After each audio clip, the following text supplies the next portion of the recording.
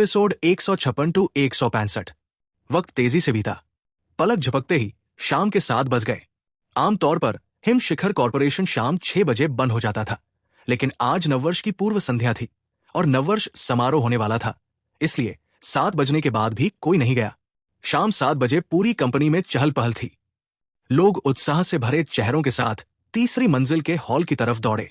नववर्ष समारोह का आयोजन तीसरी मंजिल के हॉल में था, जो प्रेसिडेंट ऑफिस के बगल में था, जहां हर तरह के बड़े आयोजन होते थे। जब अभय सिंह और बाकी लोग तीसरी मंजिल के हॉल में पहुंचे तो हॉल लोगों से भरा था। सीईओ शालिनी गुप्ता मंच पर बैठी थी, साथ में जियान जुन जनरल मैनेजर और विभागों के डायरेक्टर भी थे। कम से कम 15 विभागों के कर्मचारी हॉल के चारों तरफ बैठे थे। हॉल के सामने एक बड़ा मंच बनाया गया था, जिसमें LCD screen, lighting, loudspeaker, microphone और दूसरा सामान था। चारों तरफ नववर्ष की शुभकामनाएं लिखे बैनर लगे थे। अभय सिंह, श्यामली वर्मा और ललिता सेल्स डिपार्टमेंट के प्रतिनिधि थे और उन्हें बैकस्टेज के वेटिंग रूम में ले जाया गया। वेटिंग रूम में 45 कर्मचारी थे। सभी अपने अपने विभागों के प्रतिनिधि थे।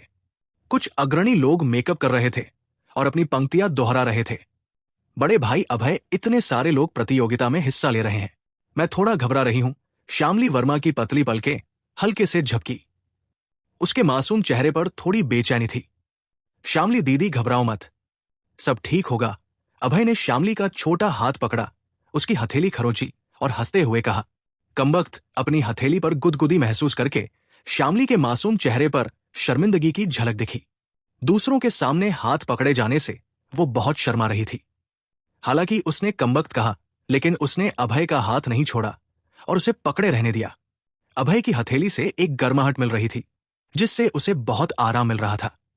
अरे, ये तो श्यामली वर्मा है, ये तेरा बॉयफ्रेंड है क्या? अचानक एक हल्की आवाज आई।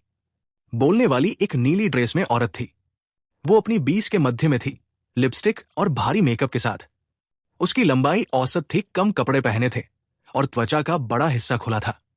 वो अच्छी दिखती थी, लेकिन श्यामली वर्मा से बहुत पीछे थी। उसका नाम ममता वशिष्ठ था, पब्लिक रिलेशंस डिपार्टमेंट की टीम लीडर। उसका श्यामली वर्मा से रिश्ता अच्छा नहीं था और कुछ झगड़े भी हुए थे। औरतें स्वाभाविक रूप से जलनशील होती हैं। खुद से ज्यादा खूबसूरत औरतों को देखकर उनके मन में हल्की दुश्मनी आ ही जाती है। ममता वशिष्ठ, बकवास मत करो, ये अभय सिंह है, हमारे सेल्स डिपार्टमेंट के कर्मचारी, मेरे बॉयफ्रेंड नहीं। श्यामली की खूबसूरत भौहें हल्के से सिकुड़ी और उसने हल्के से कहा। उसे सामने वाली ममता वशिष्ठ पसंद नहीं थी। जाहिर है वो दोस्ताना नजर नहीं दिखाएगी। अभय सिंह, श्यामली वर्मा तो ढीली है, वो कुंवारी नहीं है, मेरे साथ खेलो न। ममता ने मोहक ढंग से मुस्कुराते हुए अभय से कहा। ममता वशिष्ठ की श्यामली को ढीली कहने की बात सुनकर अभय ने हल्के से भौहें सिकोड़ी और थोड़ा नाराज हुआ। उसे जाहिर है पता था कि श्यामली वर्मा एक अच्छी लड़की और कुंवारी है, लेकिन सामने वाली ममता वशिष्ठ थोड़ी मोहक लग रही थी। ममता वशिष्ठ, मुझे लगता है ढीली तू है, एक नजर में पता चलता है कि तू कुंवारी नहीं है, अभय ने हल्के से मुस्कुराते हुए कहा। तू क्या कह रहा है? मैं कुंवारी नहीं हूं। तेरे कूल्हे ढीले और लचीले नहीं हैं, तू टेढ़े पैरों वाली है और तेरी कमर की हड्डी चौड़ी है। तू जरूर कुंवारी नहीं है, तेरे शरीर से मर्दों की गंध आती है। अभी हाल में तूने किसी मर्द के साथ प्यार किया होगा। बकवास, में किसी मर्द के साथ कैसे सोई? हाँ, तो फिर तेरी गर्दन पर मर्द का निशान क्यों है? अभय ने ममता वशिष्ठ की गर्दन की तरफ इशारा करते हुए हल्के से कहा। यह सुनकर आसपास के लोग ममता की गर्दन की तरफ देखने लगे। सचमुच वहां एक मर्द का निशान था। निशान बहुत साफ था, शायद अभी हाल में चूमा गया था और गायब नहीं हुआ था। आसपास की अजीब नजरें देखकर ममता वशिष्ठ का चेहरा पीला पड़ गया और वो बहुत गुस्से में थी। उसे पता था कि इस कमबख्त लड़के ने जो कहा वो सही था। वो अभी लॉजिस्टिक्स डिपार्टमेंट के हेड के साथ अंतरंग थी। इसके अलावा वो कुंवारी नहीं थी।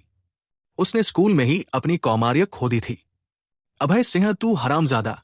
अभय के अपने राज खोलने की बात सुनकर ममता वशिष्ठ का चेहरा बहुत बदल गया और उसने गुस्से से कहा। ढीली औरत, बदसूरत भी, चुप रह। अभय ने ठंडे ढंग से मुस्कुराया और ममता वशिष्ठ को डांटा, जिससे वो बहुत गुस्से में हो गई। श्यामली वर्मा की आलोचना करने वाली ऐसी मोहक औरत के लिए अभय जाहिर है दोस्ताना नहीं होगा। डिंग, समारोह की घंटी बजी। श्यामली दीदी, समारोह शुरू हो गया, चलो प्रदर्शन की तैयारी करें। इस बदसूरत औरत को नजरअंदाज करो। अभय ने श्यामली का छोटा हाथ पकड़ा और ममता वशिष्ठ को नजरअंदाज करते हुए मंच की तरफ चला गया। कमबख्त, मैं तुझे माफ नहीं करूंगी। अभय की पीठ देखकर ममता वशिष्ठ की आंखें दुश्मनी से भरी थी। सच तो यह है कि ममता वशिष्ठ लॉजिस्टिक्स डिपार्टमेंट के हेड की रखेल थी और कंपनी में उसकी अच्छी ताकत थी। उसने पहले ही अभय से बदला लेने की सोच शुरू कर दी थी। प्रेसिडेंट होने के नाते शालिनी गुप्ता ने सबसे पहले मंच पर भाषण दिया। इसके बाद समारोह आधिकारिक रूप से शुरू हुआ। इस वक्त दर्शकों में सेल्स डिपार्टमेंट और पब्लिक रिलेशंस डिपार्टमेंट के हेड बात कर रहे थे। प्रिया शर्मा इस बार सेल्स डिपार्टमेंट जरूर हारेगा, पब्लिक रिलेशंस डिपार्टमेंट की हेड मेघालू ने ठंडे ढंग से कहा। वो 30 साल की औरत थी। उसका चेहरा सुंदर था, लंबी और पतली काया के साथ। प्रिया शर्मा की तरफ उसकी नजर उदासीन थी। मेघालू, प्रतियोगिता अभी शुरू नहीं हुई। तुझे कैसे पता कि हमारा सेल्स डिपार्टमेंट हारेगा? प्रिया शर्मा ने उसे हल्के से देखा। उसकी खूबसूरत आंखों में हल्की नाराजगी थी। उसे जाहिर है पता था कि मेघालू उसके खिलाफ क्यों थी, क्योंकि दोनों उत्कृष्ट डायरेक्टर की उपाधि के लिए प्रतिस्पर्धा कर रही थी। अगर उनके विभाग ने समारोह में जीत हासिल की तो उन्हें बोनस अंक मिलते। प्रिया शर्मा, मैं गारंटी देती हूं कि तुम्हारा सेल्स डिपार्टमेंट हारेगा। इस साल उत्कृष्ट डायरेक्टर मैं बनूंगी, शायद नहीं। देखते हैं कौन डरता है। फिर देखेंगे। जब दो खूबसूरत डायरेक्टर मंच पर बहस कर रही थी, कर्मचारी भी शोर मचाने लगे, ये अंदाजा लगाने की कौन जीतेगा। आखिर ये हर विभाग के सम्मान की बात थी। सभी लोग चाहते थे कि उनका विभाग जीते। शुरुआती प्रदर्शन गायन था। पहली बार मंच पर मानव संसाधन विभाग की एक महिला कर्मचारी आई। ये महिला कर्मचारी अच्छी दिखती थी और गाने में माहिर थी। बहुत सारे लड़के उसका हौसला बढ़ा रहे थे। फिर दूसरा, तीसरा और चौथा प्रदर्शन हुआ। जब पांचवा मंच पर आया तो पूरा हॉल चीख उठा। पांचवा जो मंच पर आया वो पब्लिक रिलेशंस डिपार्टमेंट की खूबसूरत ममता वशिष्ठ थी। ममता वशिष्ठ वो म्यूजिक स्कूल से ग्रेजुएट है और बहुत अच्छा गाती है। शायद इस साल नववर्ष समारोह के गायन समूह में कोई ममता वशिष्ठ से बेहतर नहीं गा सकता। सही कहा। मैं भी ममता वशिष्ठ की बहुत तारीफ करता हूं। आसपास के कर्मचारी शोर मचाने लगे। जैसे ही उन्होंने ममता वशिष्ठ को मंच पर आते देखा, उन्हें पता था कि इस साल गायन का विजेता पब्लिक रिलेशंस डिपार्टमेंट होगा। मेघालू, मुझे यकीन नहीं हो रहा कि तुमने सचमुच ममता वशिष्ठ को मंच पर गाने के लिए बुलाया।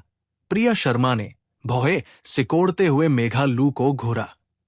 उसे उस औरत से नफरत थी जिसने सिर्फ उत्कृष्ट डायरेक्टर की उपाधि पाने के लिए ममता वशिष्ठ को मंच पर उतारा। ममता वशिष्ठ परसों ही विदेश फील्ड वर्क के लिए गई थी। फिर भी जीतने के लिए मेघालू ने उसे विदेश से वापस बुला लिया। ये बहुत चालाक चाल थी। प्रिया शर्मा, मैंने तुमसे पहले ही कहा था, इस साल की उत्कृष्ट डायरेक्टर की उपाधि मेरी ही होगी। तुम्हारा सेल्स डिपार्टमेंट हारेगा। मेघालू ने अपने बाल पीछे झटके और गर्व भरी आंखों से प्रिया शर्मा को नीचा दिखाते हुए देखा। जब तक उसे वो उपाधि मिल जाएगी, वो कॉर्पोरेट सीढ़ी पर और ऊपर चढ़ सकती थी और बेहतर पद हासिल कर सकती थी। ममता वशिष्ठ, हम तुमसे प्यार करते हैं। शुभकामनाएं ममता वशिष्ठ। हमें द रिवर अपस्ट्रीम सुनना है। कर्मचारियों का एक समूह खड़ा हो गया और ममता वशिष्ठ का नाम चिल्लाया। कुछ लोग चाहते थे कि वो द रिवर अपस्ट्रीम गाए। ममता वशिष्ठ मंच के बीच में बड़ी मुस्कान के साथ खड़ी थी। वो सुंदर थी। लाल लिपस्टिक और खुले कपड़ों के साथ उसमें मोहकता का पुट था। उसकी मौजूदगी ने भीड़ में कई कुंवारे मर्दों को आकर्षित किया।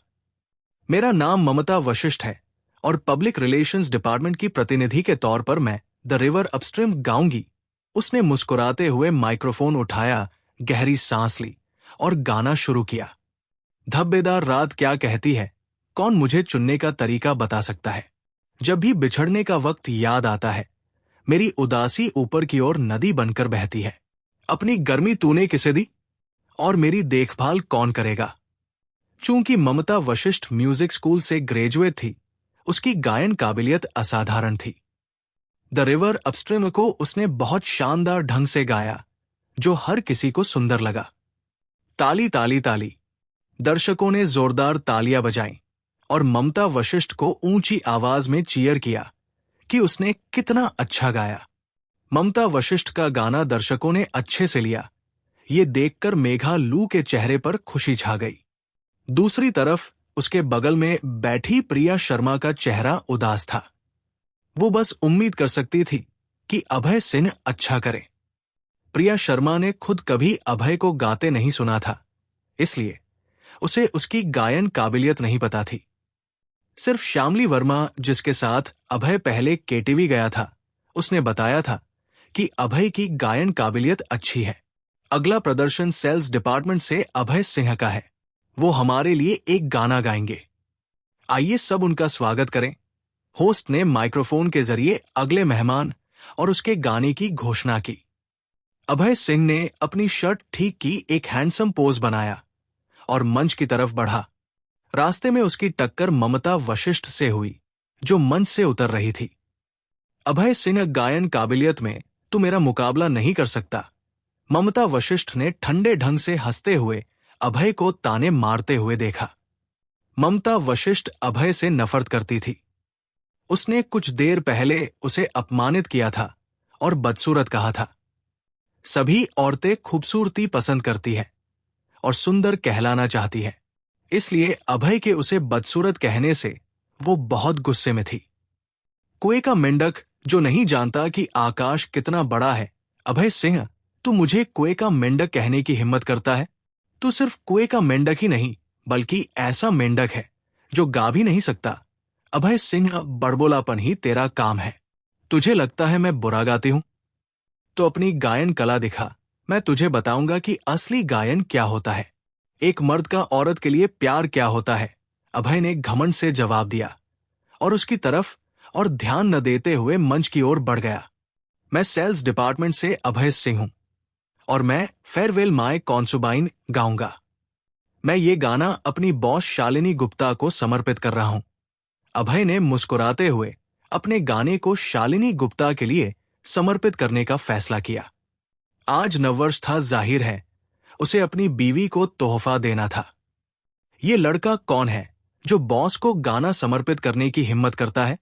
उसने कहा वो सेल्स डिपार्टमेंट से अभय सिंह है। लगता है इसमें हिम्मत है जो बॉस के लिए गाने की हिम्मत कर रहा है। कहीं ऐसा तो नहीं कि वो हमारी बॉस को डेट करना चाहता है? कमबख्त, मुझे बॉस के लिए गाने का ख्याल क्यों नहीं आया? तू सोचना भी मत। अगर तूने बॉस के लिए गाने की हिम्मत की तो कल तक तुझे निकाल दिया जाएगा।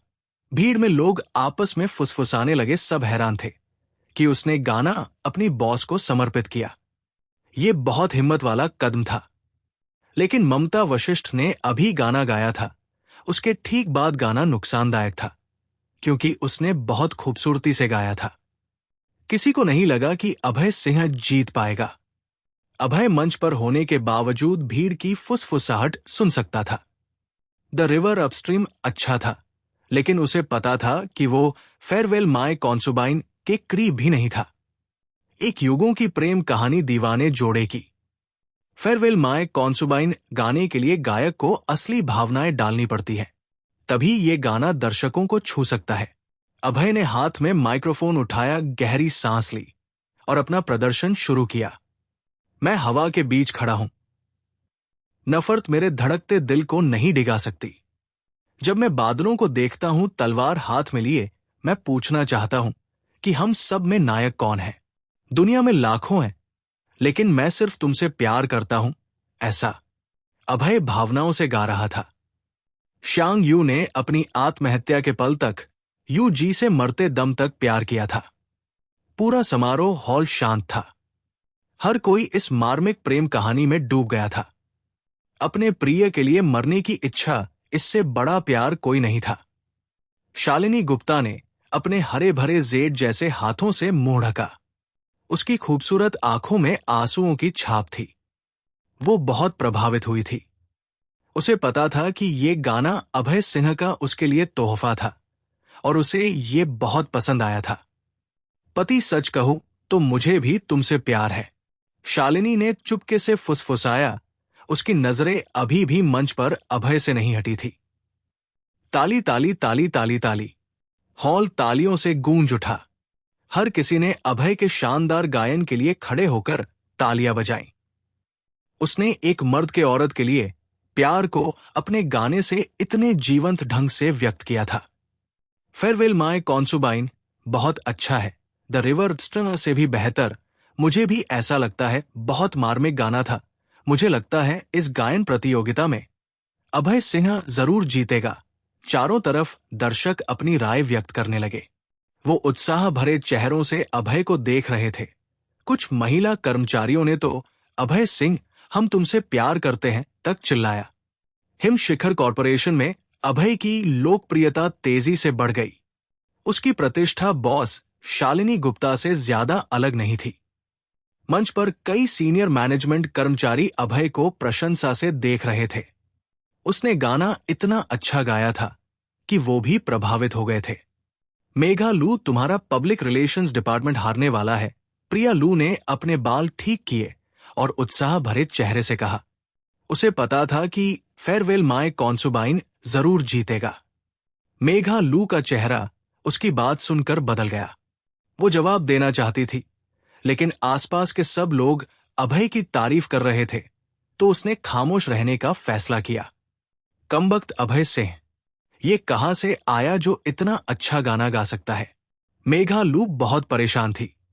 अभय सिंह ने जैसी उम्मीद थी गायन प्रतियोगिता में पहला स्थान हासिल किया और सेल्स डिपार्टमेंट को अच्छी रैंकिंग दिलाई। इसके बाद जल्द ही श्यामली वर्मा ने भी पियानो प्रतियोगिता में पहला स्थान पाया। 2 प्रतियोगिताओं में पहला स्थान हासिल करने के बाद सेल्स डिपार्टमेंट नववर्ष समारोह के अंत में पहले स्थान पर रहा। जब समारोह खत्म हुआ तो वाइस प्रेसिडेंट और लॉजिस्टिक्स डायरेक्टर ने कुछ साजिश रचनी शुरू की। वीर हालदार, क्या पेट्रोल तैयार है? वाइस प्रेसिडेंट ने वीर हालदार को टेक्स्ट मैसेज भेजा। उसने फोन करने की हिम्मत नहीं कि बहुत डर था कि कोई उनकी बात न सुन ले। वाइस प्रेसिडेंट, सब तैयार है, वीर हालदार ने टेक्स्ट से जवाब दिया। अच्छा, वेटिंग रूम और आसपास के इलाके में पेट्रोल डाल दो।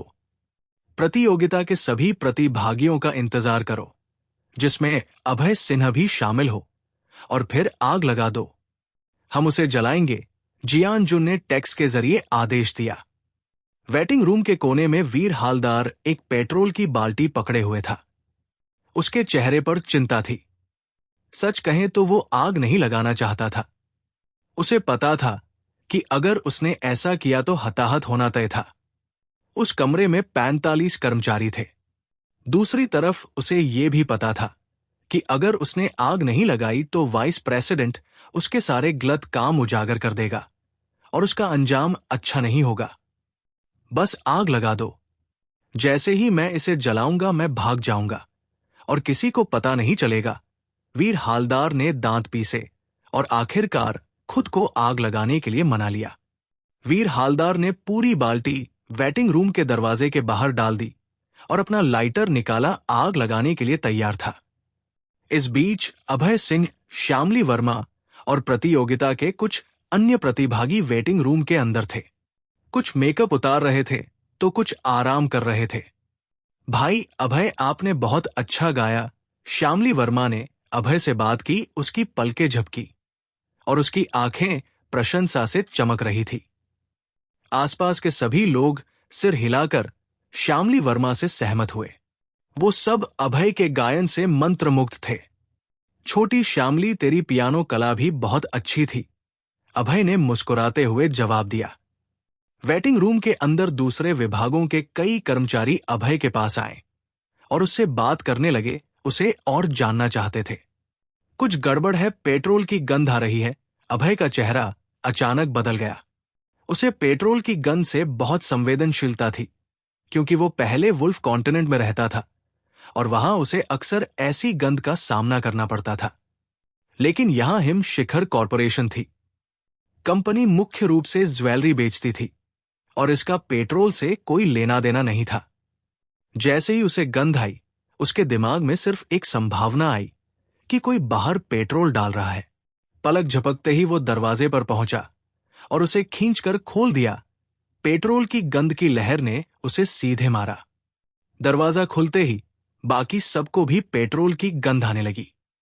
सबने दरवाजे की तरफ देखा और बाहर गलियारे के हर कोने में पेट्रोल भिगोया हुआ देखकर सब हैरान रह गए।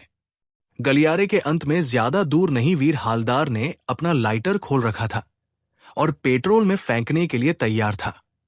ओह कमबख्त, सबके चेहरों का रंग बदल गया। उन्हें पता था कि जैसे ही वीर हालदार पेट्रोल में आग लगाएगा, कमरे में मौजूद हर कोई खत्म हो जाएगा। लेकिन वो वीर हालदार से बहुत दूर थे, कम से कम दर्जनों मीटर दूर। उसे रोकना अब बहुत देर हो चुकी थी। जब वीर हालदार ने अभय को दरवाजा खोलते देखा तो उसका चेहरा तुरंत बदल गया। वो मूल रूप से पेट्रोल में आग लगाते ही भाग जाना चाहता था, लेकिन इससे पहले कि वो ऐसा कर पाता, दरवाजा खुल गया। इन्हें मेरे बारे में कैसे पता चला? वीर हालदार बहुत हैरान था, क्योंकि वो बहुत घबरा गया था। उसके हाथ कांप गए और लाइटर जमीन की तरफ गिर गया। वो सीधे उस पेट्रोल के गड्ढे की तरफ गिरा जो उसने अभी डाला था। सब खतरनाक हालत में थे। जैसे ही वो लाइटर जमीन से टकराएगा, कोई नहीं बचेगा। आह! कुछ लोगों के चेहरों का रंग सफेद पड़ गया और कई चीखें निकली। अपने बटन उधार दे, अभय ने अपने हाथ से श्यामली वर्मा की शर्ट से एक बटन तोड़ा। उसने बटन लिया और लाइटर की तरफ फेंक दिया। गंदा उसके बड़े सीने पपीते की तरफ बाहर निकल आए। जब बटन खुल गए, उसने जल्दी से अपने हाथों से सीने को ढका ताकि नजर न पड़े। बैंग! लाइटर को अभय ने फेंके बटन ने सीधे मारा और वो फर्श पर उड़ गया। खतरा टल गया। जाहिर है, अपराधी के तौर पर अभय वीर हालदार को जाने नहीं देगा। पलक झपकते ही अभय वीर हालदार के सामने था। उसने उसके पेट में एक तेज लात मारी। उस अपराधी के सामने जो सबको मारने वाला था, अभय उसे आसानी से नहीं छोड़ने वाला था। बैंग! वीर हालदार का शरीर गलियारे में उड़ गया और दीवार से टकराया। उसने एक मुंह खून उगला और उसका शरीर फर्श पर ढह गया। इस बड़ी हलचल से प्रेसिडेंट गलियारे में दौड़ती हुई आई। उसके पीछे वाइस प्रेसिडेंट और कई अन्य विभागों के डायरेक्टर भी थे।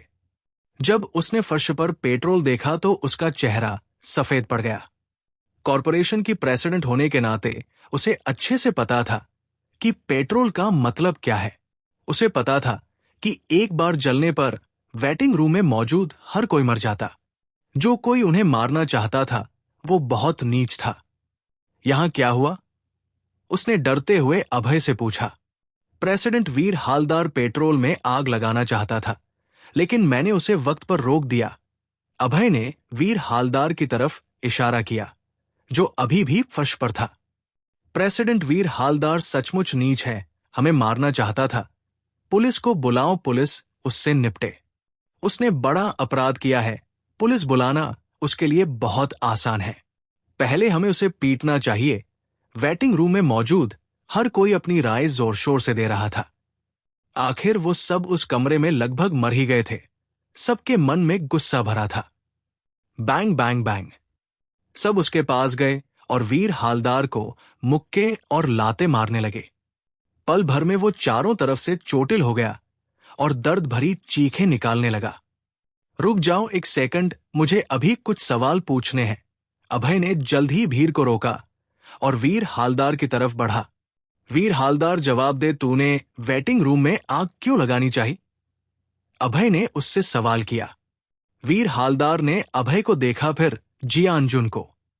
उसके होंठ हल्के से हिले, लेकिन अभय के सवाल पर उसने कुछ नहीं कहा। जब उसने वीर हालदार की आंखों की हरकत देखी तो उसका पीछा किया और तुरंत समझ गया। जब उसकी नजर जियानजुन पर पड़ी, उसे पता था कि वीर हालदार कंपनी का लॉजिस्टिक्स डायरेक्टर था, जो बहुत अच्छा पद था। ऐसा पद जिसमें आसानी से कंपनी के पैसे हड़पे जा सकते थे, जरूरत से ज्यादा बजट दिखाकर। कंपनी में आग लगाना ऐसा काम था जिसे सिर्फ कंपनी से निकाले जाने से नहीं निपटाया जा सकता था। अगर वो पकड़ा गया तो ये जेल तक जा सकता था। अभय को एक सेकंड के लिए भी यकीन नहीं था कि वीर हालदार अपने भविष्य की परवाह नहीं करेगा और इतना बेवकूफी भरा काम करेगा। सिर्फ एक संभावना थी कि किसी ने उसे ऐसा करने को कहा था। वीर हालदार पहले से ही डायरेक्टर था। उसका पद दूसरे डायरेक्टरों में भी ऊंचा था। उसे बहुत कम लोग आदेश दे सकते थे, सिर्फ प्रेसिडेंट या वाइस प्रेसिडेंट स्तर के लोग ही। शालिनी गुप्ता, जाहिर है, उसे कंपनी में आग लगाने का आदेश नहीं देगी। तो साफ था कि पीछे से साजिश करने वाला वाइस प्रेसिडेंट जियान जुन था। वीर हालदार, मैं तुझसे पूछता हूं, पेट्रोल डालने का आदेश किसने दिया? अभय सिंह ने भौहें सिकोड़ते हुए ठंडे लहजे में पूछा। वीर हालदार की चोटिल चेहरे पर आंखें इधर उधर घूमी, कभी कभी जियान जुन की तरफ देखती। वीर हालदार, मैं तुझे बता दूं, आज तूने जो किया वो यहां मौजूद आम लोगों के लिए बहुत खतरनाक था। पेट्रोल डालने की सजा बहुत सख्त है।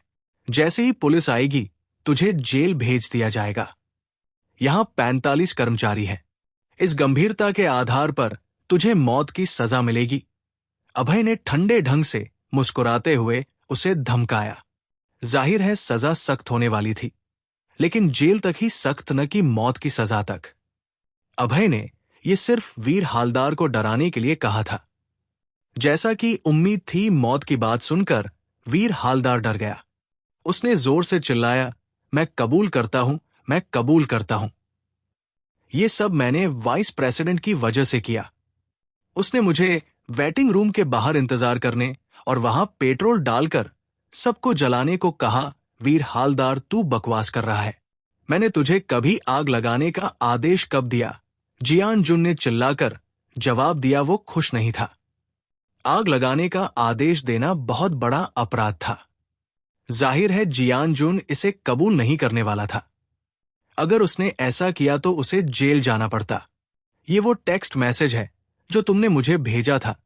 ये तुमने ही मुझे ऐसा करने को कहा था। वीर हालदार ने अपनी जेब से फोन निकाला और हवा में लहराया। फोन देखकर जियान जुन का चेहरा सफेद पड़ गया। सारी योजना के बाद वो टेक्स्ट मैसेज के बारे में भूल गया था। बात सुन लिए जाने के डर से उसने कॉल करने के बजाय टेक्स्ट मैसेज भेजे थे। उसे नहीं पता था कि ये उसे ही काटने आएगा। जियान जुन वीर हालदार की तरफ दौड़ा, उससे फोन छीनकर तोड़ना चाहता था। उसकी सुरक्षित रहने की एकमात्र उम्मीद फोन तोड़ना था, ताकि कोई सबूत न बचे। लेकिन जैसे ही उसने फोन पकड़ा और उसे तोड़ने के लिए हाथ उठाया, उसका दायां हाथ किसी और हाथ ने पकड़ लिया। जियान जुन ने सिर घुमाया तो देखा अभय सिंह ठीक उसके पीछे खड़ा था और उसका हाथ मजबूती से पकड़े हुए था। सबूत मिटाना चाहता है? अभय ने उससे फोन छीना और एक लात से जियान जुन को फर्श पर गिरा दिया। अभय ने फोन लिया और मैसेज स्क्रॉल किए, और जैसी उम्मीद थी उसे जियान जुन के भेजे मैसेज मिले। पेट्रोल डालने के आदेश। एक बड़ा संकट अभय की बिजली सी तेज हरकतों से बहुत अच्छे से हल हो गया। डर के बाद हर कोई अभय का बहुत आभारी था। उन्हें पता था कि अगर अभय न होता तो ये एक आपदा होती।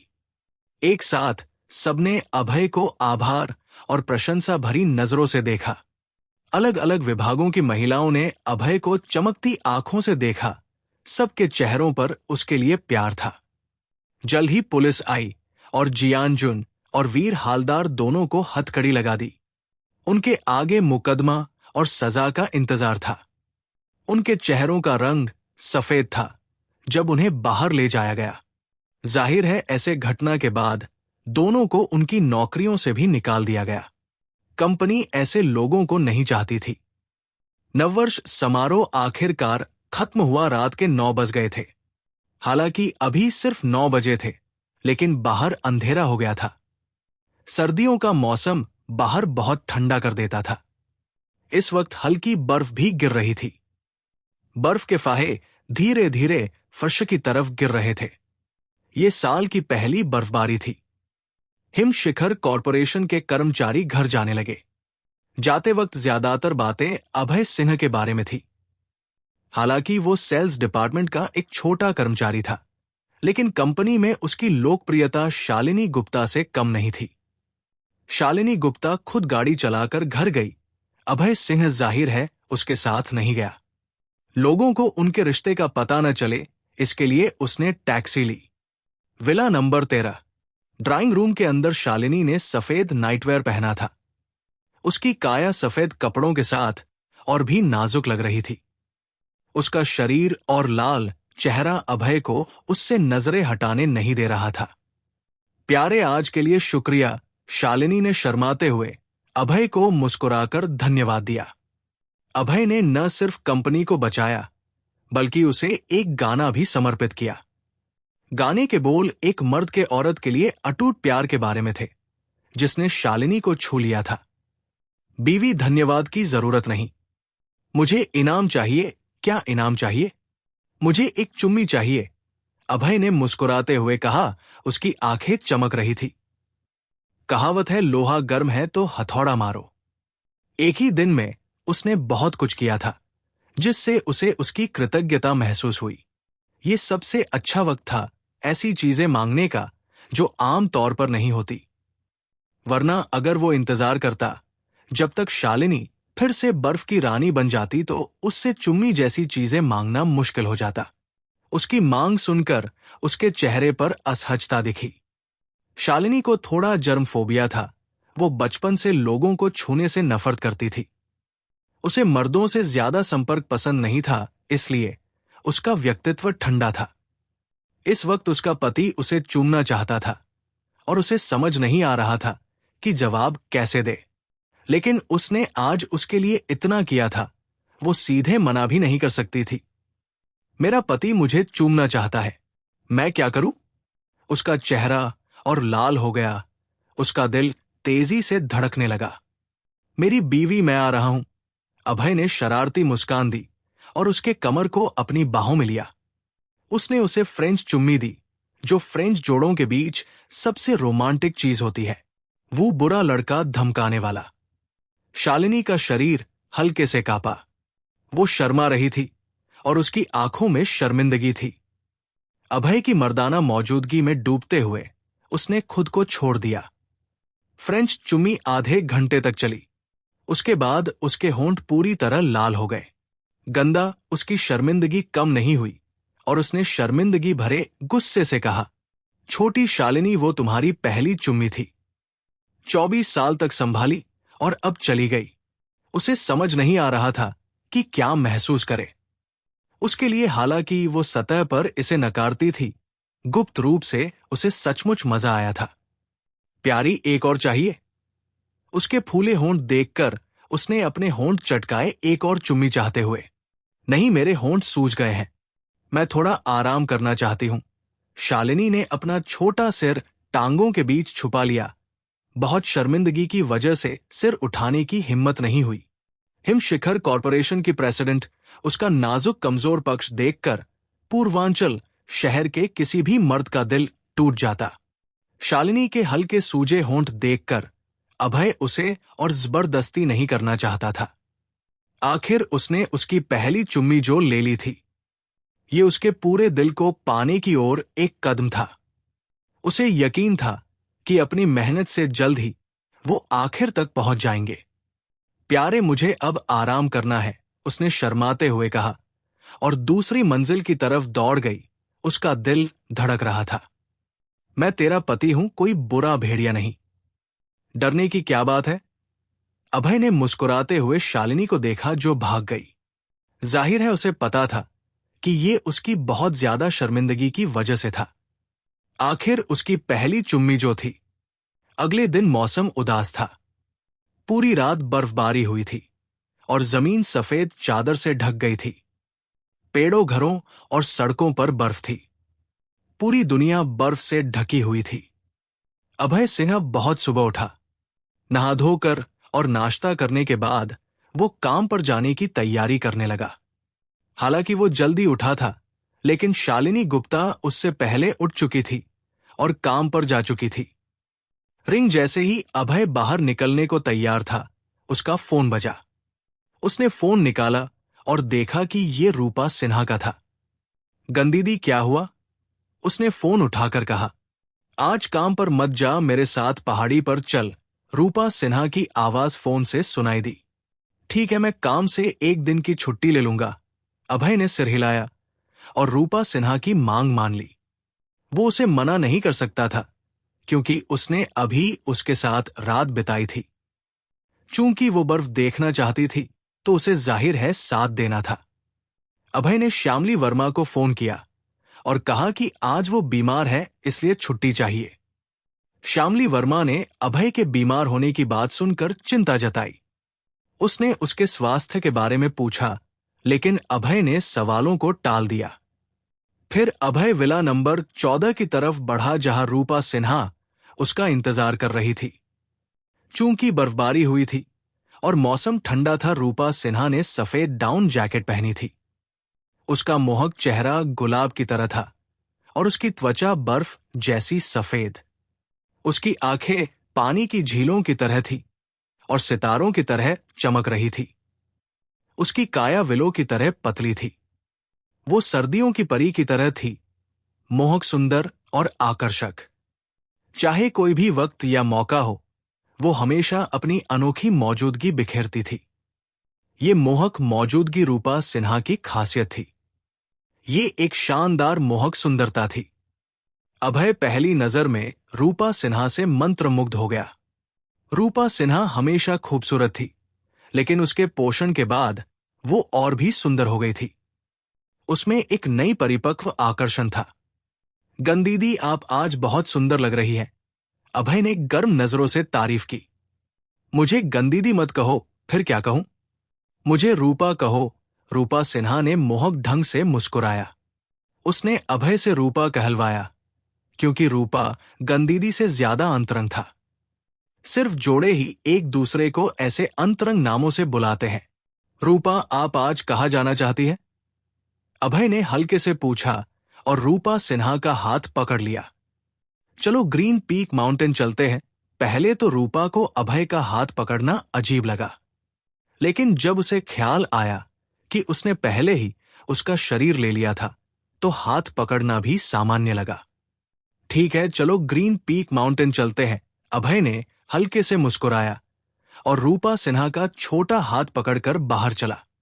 अभय ने गाड़ी चलाई और रूपा सिन्हा पैसेंजर सीट पर बैठी। मासेराती गरजती हुई ग्रीन पीक माउंटेन की तरफ बढ़ी। कुछ ही देर में वो ग्रीन पीक माउंटेन पहुंच गए, जो एक सुंदर पर्यटन क्षेत्र में था। आज मौसम की पहली बर्फ थी।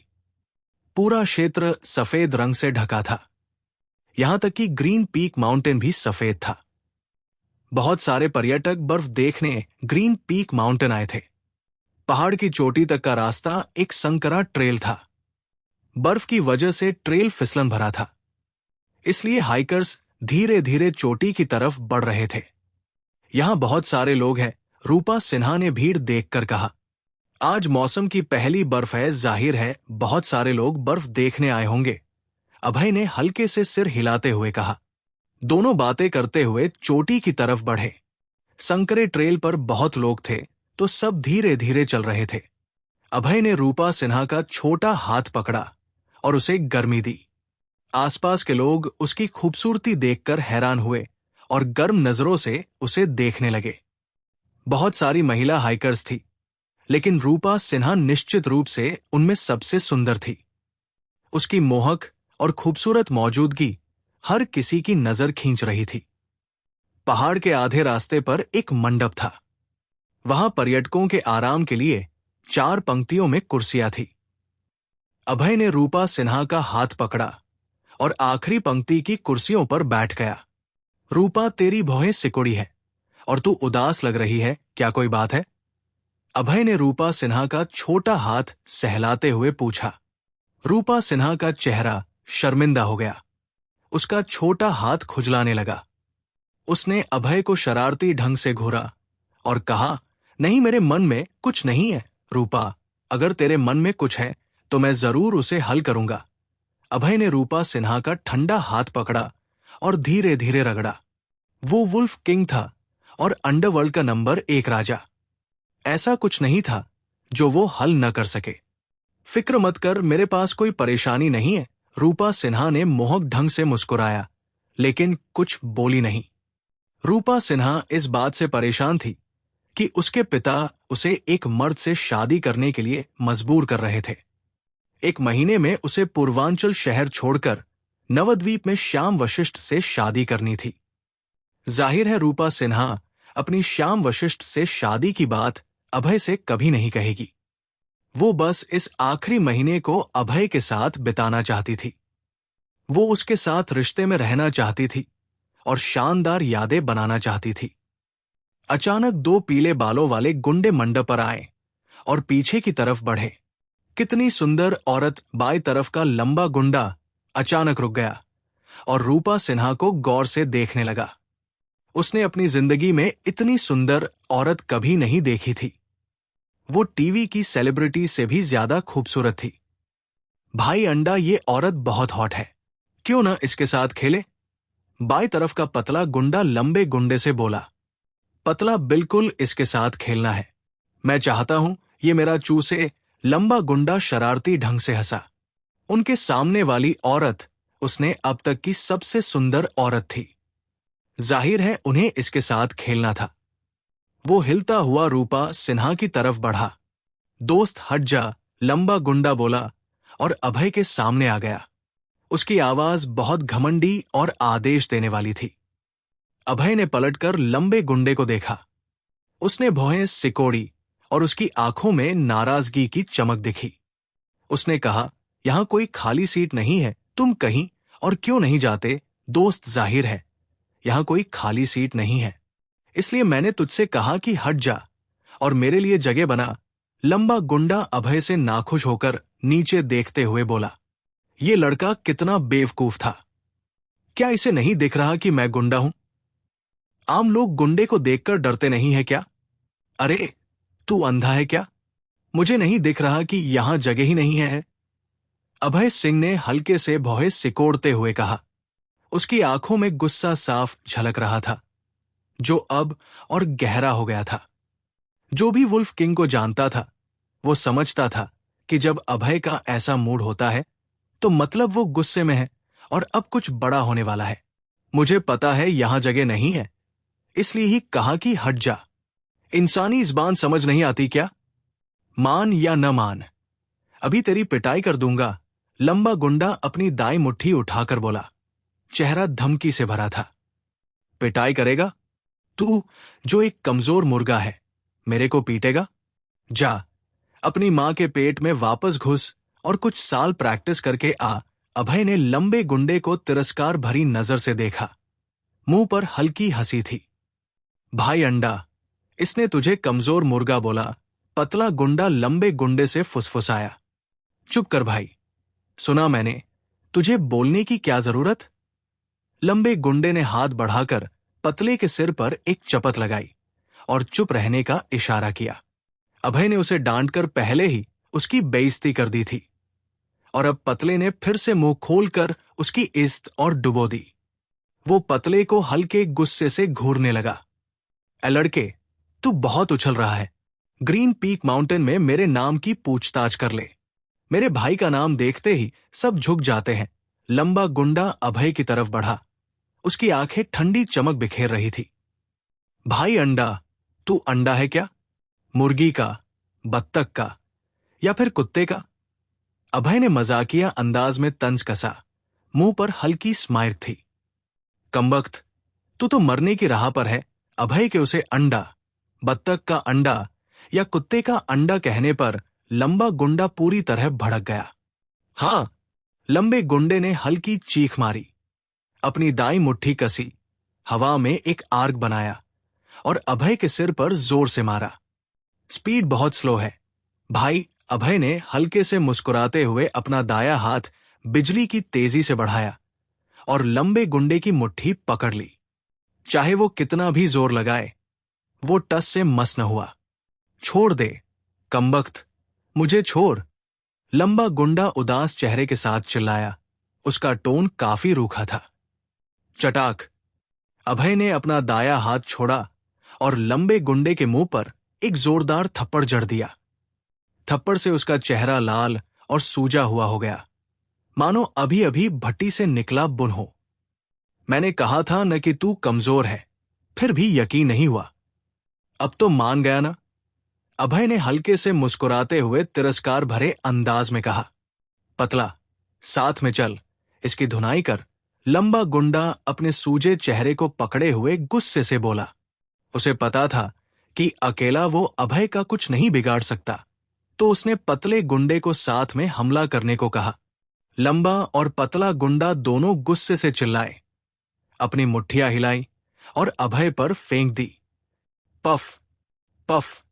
अभय ने अपना दाया पैर बिजली की तरह बाहर निकाला। दोनों के पेट पर बेरमी से लात मारी। वो दूर उड़ गए और जमीन पर भारी पड़ गए। उनकी नाक और चेहरा सूज गया। मैंने कहा था न कि तुम कमजोर हो। अब यकीन हुआ?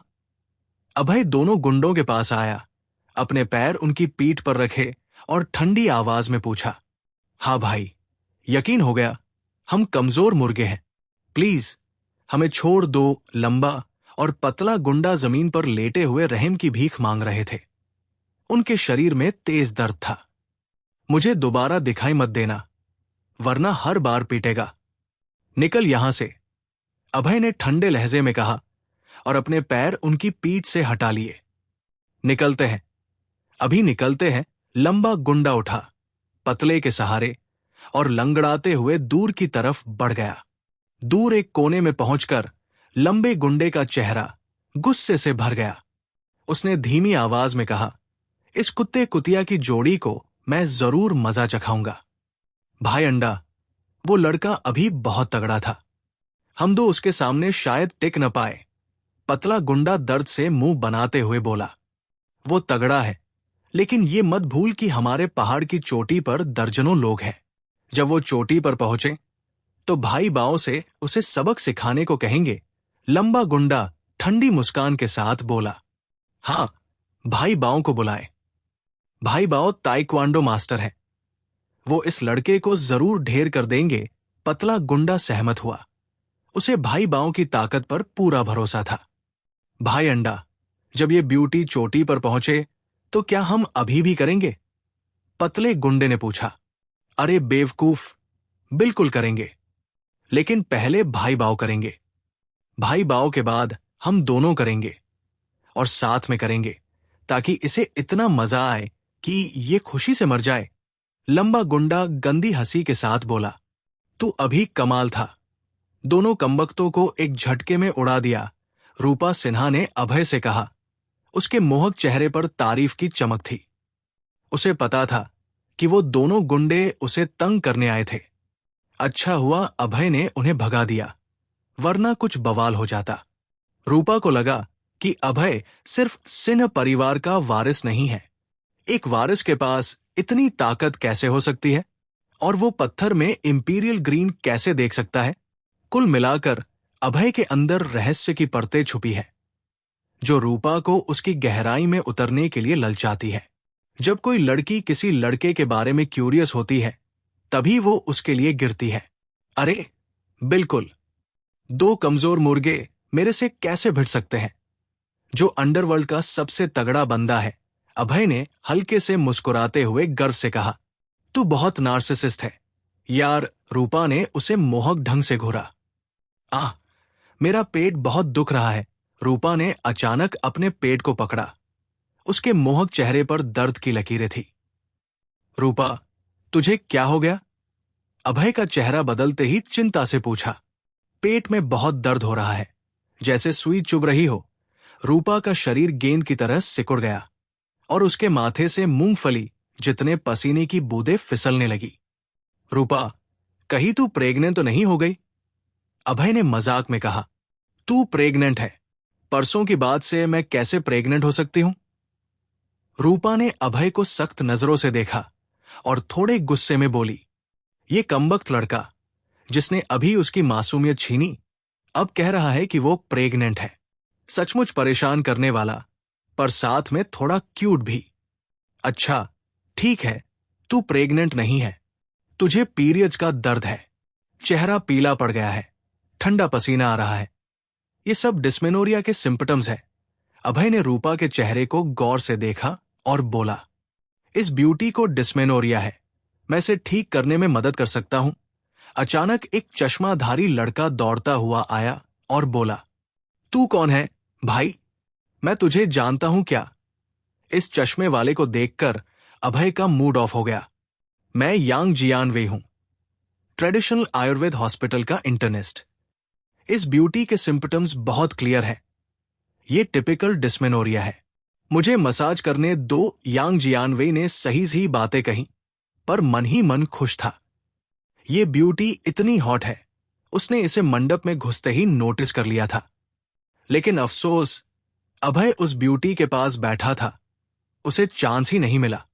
अब ये ब्यूटी बीमार है, उसका मौका आ गया। यांग जियानवेई का दिल जोरों से धड़क रहा था।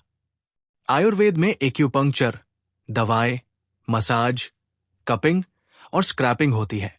यांग जियानवेई मसाज में माहिर था, क्योंकि मसाज में लड़कियों के शरीर को छूना पड़ता है। वो खुलेआम उनका फायदा उठा सकता था। यांग जियानवेई? कभी सुना नहीं। निकल यहां से, अभय सिंह ने हाथ हिलाकर उस लड़के को भगाने को कहा। ये कमबख्त सचमुच पिटाई का हकदार था। वो रूपा सिन्हा को मसाज देना चाहता था। अगर इसने रूपा को मसाज देने की हिम्मत की तो अभय इसके हाथ काट डालता। रूपा सिन्हा अभय की औरत थी, उसे सिर्फ वही छू सकता था, कोई और उसे हाथ भी नहीं लगा सकता था। भाई, मैं सेंट्रल हॉस्पिटल का इंटरनल मेडिसिन डॉक्टर हूं। मेरी स्किल्स टॉप लेवल की है, मुझ पर भरोसा करो। अगर मैं इस ब्यूटी को मसाज दूं तो इसका दर्द चंद मिनटों में गायब हो जाएगा। यांग जियानवे ने सही ही बात कही, लेकिन अंदर से उसका दिल जोरों से धड़क रहा था। सामने वाली ब्यूटी बहुत हॉट थी। उसका चेहरा मोहक था, त्वचा बर्फ जैसी सफेद और आंखें पानी की झीलों की तरह। उसमें एक परिपक्व और सेक्सी वाइब थी। हर मर्द को खूबसूरत औरतें पसंद होती है। यांग जियानवेई भी इसका अपवाद नहीं था। उसका फेवरेट टाइप ऐसी ही मोहक औरतें थी। सच कहें तो यांग जियानवे मंडप में घुसते ही रूपा सिन्हा से मंत्रमुग्ध हो गया था। उसने अनगिनत औरतें देखी थी, लेकिन सामने वाली मोहक ब्यूटी अब तक की सबसे खूबसूरत थी। रूपा सिन्हा को देखते ही यांग जियानवे मौका ढूंढ रहा था कि उससे बात शुरू करे, लेकिन अभय हमेशा उसके पास था तो उसे चांस नहीं मिला। लेकिन अब यांग जियानवे को लगा कि उसका मौका आ गया है। वो सेंट्रल हॉस्पिटल का इंटरनल मेडिसिन डॉक्टर था। अगर वो इस हॉट ब्यूटी को ठीक कर देता तो वो उसकी शुक्रगुजार होती और अपना नंबर दे देती। फिर दोनों अक्सर कांटेक्ट में रह सकते थे, शायद बॉयफ्रेंड गर्लफ्रेंड भी बन जाते। यांग जियानवे पहले से ही डेड्रीमिंग शुरू कर चुका था। मैं इसका पेट दर्द ठीक कर दूंगा, यहां तेरी जरूरत नहीं, निकल ले। अभय का सब्र अब जवाब दे चुका था और उसने सामने वाले को सीधे भगाने को कहा। तुझे पता भी है कि इस ब्यूटी को क्या हुआ है? तू कौन होता है इसे ठीक करने वाला? यांग जियानवे ने ठंडी हंसी के साथ तिरस्कार से कहा। उसकी नजर में सामने वाला लड़का बस बड़बोलापन कर रहा था और कोई मेडिकल स्किल नहीं थी। बस ढोंग कर रहा था कि वो कुछ जानता है। इसे मासिक दर्द हो रहा है, चेहरा पीला है, ठंडा पसीना आ रहा है। मैं इसे ठीक कर सकता हूं और मुझे तेरी जरूरत नहीं। चल निकल। अभय ने यांग जियानवेई को ठंडी नजरों से घूरा। उससे एक डरावना वाइब निकल रहा था, जिससे यांग जियानवेई डर के मारे कुछ कदम पीछे हट गया। सामने वाले लड़के की नजर बहुत खौफनाक थी। यांग जियानवेई का दिल धड़कन छोड़ गया और डर से भर गया। अभय की आंखों में कातिलाना इरादा उसे डरा रहा था। रूपा, मैं तुझे मसाज देता हूं, थोड़ी देर में ठीक हो जाएगा। अभय ने यांग जियानवेई को नजरअंदाज किया और रूपा सिन्हा के हैगू पॉइंट, ताइचोंग पॉइंट, आहाशी पॉइंट और 3 यिंजियाओ पॉइंट पर मसाज शुरू की। अभय की मसाज के साथ रूपा सिन्हा को अपने शरीर में गर्माहट का एक बहाव महसूस हुआ। उसके पेट का दर्द तेजी से गायब हो गया। 2 मिनट बाद रूपा सिन्हा की पीली त्वचा फिर से चमकदार हो गई। उसके पेट का दर्द पूरी तरह चला गया था। तू बहुत तगड़ा है यार, मेरा पेट दर्द गायब हो गया, रूपा सिन्हा ने मोहक ढंग से अभय को थम्सअप देते हुए कहा। उसे उम्मीद नहीं थी कि अभय की मसाज इतनी असरदार होगी। उसने चंद मिनटों में उसके मासिक दर्द को ठीक कर दिया। पहले उसका मासिक दर्द हमेशा लंबे वक्त तक रहता था। अच्छा है कि तू अब ठीक है, आगे से ठंडा खाना मत खाना। सुबह तूने कोई चिल डिश खाई होगी ना? अभय ने उसका छोटा हाथ रगड़ते हुए पूछा। हाँ, रूपा सिन्हा ने सिर हिलाकर दिखाया कि उसे समझ आ गया। उसने सुबह ठंडा खाना खाया था और रात को ठीक से सोई नहीं थी, जिससे उसका मासिक दर्द शुरू हो गया था। इस लड़के में सचमुच मेडिकल स्किल्स है। यांग जियानवे को यकीन नहीं हो रहा था कि अभय ने अपनी मसाज से उस ब्यूटी को ठीक कर दिया। अगर वो खुद उस ब्यूटी को मसाज देता तो दर्द कम होने में 10 मिनट से ज्यादा लगते, लेकिन सामने वाले लड़के ने सिर्फ 2 मिनट में उसे ठीक कर दिया। ये उसे उदास कर रहा था। इस लड़के की मेडिकल स्किल्स बहुत जबरदस्त है। सिर्फ मसाज से उसने ब्यूटी का दर्द ठीक कर दिया। हाँ, कमाल है। मेरा कंधा दुख रहा है, पता नहीं वो इसे ठीक कर सकता है कि नहीं। क्यों ना उस लड़के से मदद मांग ले। ठीक है, ट्राई करती हूं। एक 50 साल की औरत अभय की तरफ बढ़ी और बोली, बेटा, तेरी गर्लफ्रेंड बहुत ब्यूटीफुल है। मेरा कंधा दुख रहा है, क्या तू इसे ठीक कर सकता है? औरत की जुबान बहुत मीठी थी। उसने बोलते ही अभय की गर्लफ्रेंड की तारीफ कर दी। सच कहें तो पहले अभय उसकी मदद नहीं करना चाहता था, लेकिन जब उसने रूपा सिन्हा को उसकी गर्लफ्रेंड कहा तो उसने मदद करने का फैसला किया। कहावत है, एक अच्छा शब्द पैसों की तरह काम करता है। मीठी जुबान वालों को फायदा मिलता है। आंटी, आपको रोमांटिक कंधे का दर्द है। मौसम ठंडा होने की वजह से आपका कंधा दुख रहा है। मैं इसे मसाज करके ठीक कर दूंगा। अभय ने अपनी हथेली आंटी के कंधे पर रखी।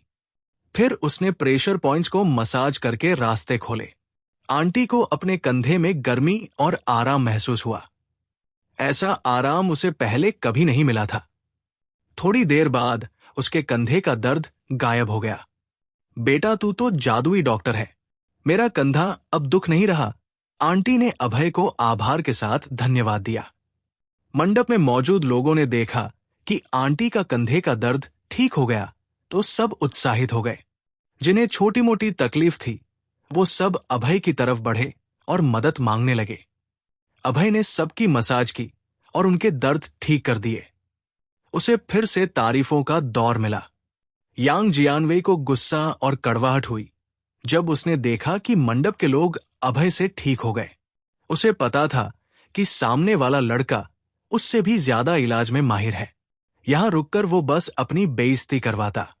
तू बहुत स्किल्ड है यार। रूपा सिन्हा ने कई लोगों को अभय से ठीक होते देख तारीफ की।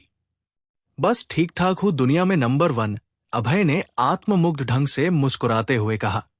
तू बहुत नार्सिसिस्ट है भाई। रूपा सिन्हा ने अभय को शरारती ढंग से घूरा। उसका यकीन नहीं हो रहा था। दुनिया में लाखों डॉक्टर हैं, अनगिनत एक्सपर्ट्स हैं। अभय नंबर 1 कैसे हो सकता है? न रूपा सिन्हा को न आसपास के लोगों को अभय की बात पर यकीन हुआ। मुझे एहसास हुआ कि तुझमें बहुत सारे सीक्रेट्स हैं। मेडिकल स्किल्स के अलावा और क्या क्या जानता है? रूपा सिन्हा ने मोहक ढंग से मुस्कुराते हुए अभय से पूछा। जितना वो अभय के साथ वक्त बिताती थी उतना ही उसे लगता था कि वो असाधारण है। इस मर्द में ढेर सारे राज थे जो उसे आकर्षित करते थे और उसकी खोज करने की चाहत बढ़ाते थे। रूपा, सुन, मेडिकल स्किल्स और एंटीक्स के अलावा मैं प्लेन उड़ाना और टैंक चलाना भी जानता हूं। सीधे शब्दों में कहूं तो मैं ऑलराउंडर हूं, प्लेन उड़ाना, टैंक चलाना। झूठ मत बोल यार। रूपा सिन्हा ने मोहक ढंग से मुस्कुराया। उसे यकीन नहीं था कि अभय सचमुच प्लेन उड़ा सकता है, लेकिन उसकी अंतरात्मा कह रही थी कि उसके शब्द सच है। रूपा, चल चोटी की तरफ बढ़ते हैं। अभय सिंह ने हल्के से मुस्कुराया और रूपा सिन्हा का गुलाबी हाथ पकड़कर पहाड़ की चोटी की ओर चल पड़ा। रूपा के छोटे हाथ नरम और कोमल थे, छूने में बहुत अच्छे लग रहे थे, जैसे कोई हाई क्वालिटी जेड हो। आज आने का मेन पर्पस बर्फ देखना था और चोटी पर बर्फ का नजारा जाहिर है सबसे ब्यूटीफुल होता। चोटी की तरफ जितना ऊपर चढ़ते गए तापमान उतना कम होता गया। रूपा सिन्हा का मोहक चेहरा और गुलाबी हाथ ठंड से लाल हो गए थे और उसकी छोटी नाक चेरी की तरह लग रही थी, बहुत क्यूट थी। अभय ने रूपा का छोटा हाथ पकड़ा और लगातार रगड़ता रहा ताकि उसे गर्मी मिले। धीरे धीरे रूपा के छोटे हाथ गर्म हो गए और दोनों हाथ में हाथ डाले चोटी की तरफ बढ़े। आधे घंटे बाद दोनों आखिरकार चोटी पर पहुंच गए। चोटी एक दर्जनों स्क्वायर मीटर की चट्टान थी। चोटी पर खड़े होकर पूरे पूर्वांचल शहर का खूबसूरत नजारा दिख रहा था, जो सफेद बर्फ से ढका था। रूपा, तू बहुत ब्यूटीफुल है, अभय ने हल्के से मुस्कुराते हुए पास खड़ी रूपा सिन्हा से कहा। जब मैं इतनी ब्यूटीफुल हूं तो मुझे 1 महीने के लिए अपनी गर्लफ्रेंड बना ले। रूपा सिन्हा ने मोहक ढंग से मुस्कुराया जैसे सैकड़ों फूल खिल गए हो। बहुत आकर्षक थी। अभय की आंखें सीधे उस पर टिक गई। क्या 1 महीने की गर्लफ्रेंड? अभय का चेहरा चमक उठा और उसकी आंखों में हैरानी की चमक थी। रूपा, 1 महीना बहुत कम है, थोड़ा टाइम और बढ़ा दे। अभय ने उसका छोटा हाथ पकड़ते हुए हंसकर कहा। नहीं, बस 1 महीना ही। इस महीने में मैं तेरे साथ रिलेशनशिप में रहना चाहती हूं। रूपा सिन्हा ने मोहक ढंग से मुस्कुराया और धीरे से बोली। सच तो यह था कि वो हमेशा के लिए अभय की गर्लफ्रेंड बनना चाहती थी, या शायद उससे शादी भी, लेकिन उसे पता था कि ये मुमकिन नहीं है। 1 महीने बाद उसे पूर्वांचल शहर छोड़ना था, नवद्वीप लौटना था और श्याम वशिष्ठ से शादी करनी थी, जिसे वो पसंद नहीं करती थी। जब तू अब मेरी गर्लफ्रेंड है तो क्या मुझे कुछ बेनिफिट्स नहीं मिलने चाहिए? क्या बेनिफिट्स चाहिए?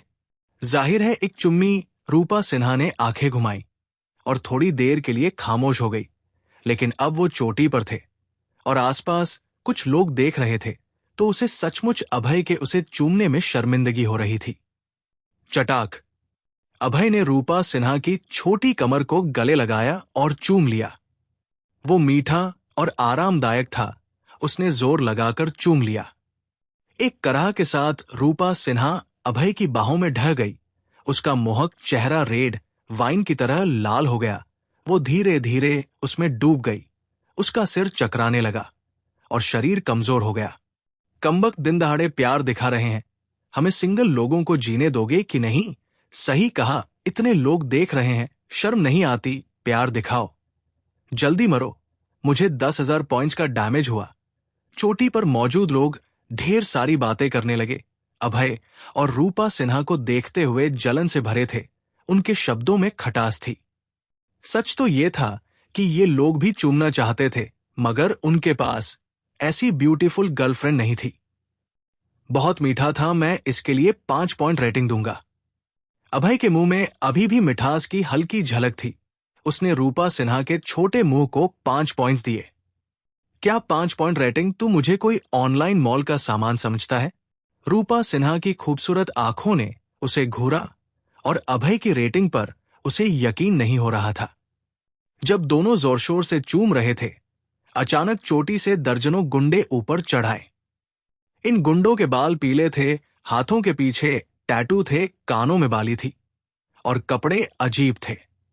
दर्जनों गुंडों ने एक घेरा बनाया, अभय और रूपा सिन्हा को चारों तरफ से घेर लिया। अगुआ गुंडा 1.8 मीटर लंबा था, पीले बालों वाला। उसकी मसल्स फूली हुई थी और शरीर में ताकत भरी थी। उसका नाम लियू चेन्यू था और वो टूरिस्ट एरिया का बॉस था। वो प्रोटेक्शन फीस वसूल करके, टूरिस्ट को ब्लैकमेल करके और लोगों को पीटकर पैसे कमाता था। लियू चेन्यू के पास लंबा गुंडा और पतला गुंडा खड़े थे। ये वही गुंडे थे जिन्हें अभय ने पहले नीचे गिराया था और इन्हीं ने इन दर्जनों लोगों को बुलाया था। इन दर्जनों गुंडों को देखकर आसपास के बाकी टूरिस्ट के चेहरे सफेद पड़ गए। उन्होंने अपनी चीजें समेटी और जल्दी जल्दी पहाड़ से नीचे भागे। वो इन गुंडों से पंगा नहीं ले सकते थे। यू भाई, उस ब्यूटी को देखो। लंबे गुंडे ने रूपा सिन्हा की तरफ इशारा किया और अगुआ गुंडे से बोला। उसे पता था कि वो अभय का मुकाबला नहीं कर सकता, लेकिन वो रूपा सिन्हा को चाहता था, तो उसने इस गुंडों के ग्रुप को बुलाया यू भाई को। लियू चेन्यू ने अपनी नजरें रूपा सिन्हा पर डाली और सिर्फ एक नजर में वो भौचक्का रह गया। भाई साहब की तरह दिखने लगा। ये ब्यूटी बहुत खूबसूरत थी। उसका चेहरा मोहक था, जैसे नाजुक गुलाब हो। त्वचा सफेद थी, जैसे पहाड़ की बर्फ। आंखें पानी की तरह थी, जैसे आसमान के सितारे। और उसकी काया तो बहुत ही शानदार और नाजुक थी। ब्यूटीफुल, ब्यूटीफुल, बहुत ब्यूटीफुल। लियू चेन्यू की लार तक टपकने लगी। उसकी आंखें चमक रही थी। वो इतने लंबे वक्त से इस टूरिस्ट स्पॉट पर था। उसने कभी इतनी ब्यूटीफुल औरत नहीं देखी थी। अभी लंबे गुंडे ने उसे बताया था कि पहाड़ पर एक बेमिसाल ब्यूटी है उसे यकीन नहीं हुआ था, लेकिन अब रूपा सिन्हा को देखकर उसे यकीन हो गया। ये न सिर्फ बेमिसाल ब्यूटी थी, बल्कि बेमिसाल ब्यूटीज में सबसे बेमिसाल थी। लियू चेन्यू उत्साहित था, एक्साइटेड था और खुश था। उसने कसम खाई कि वो इस ब्यूटी को जरूर हासिल करेगा। यू भाई, हमें थोड़ी देर में इस ब्यूटी के साथ मजे करने हैं, उसे केले खिलाने हैं।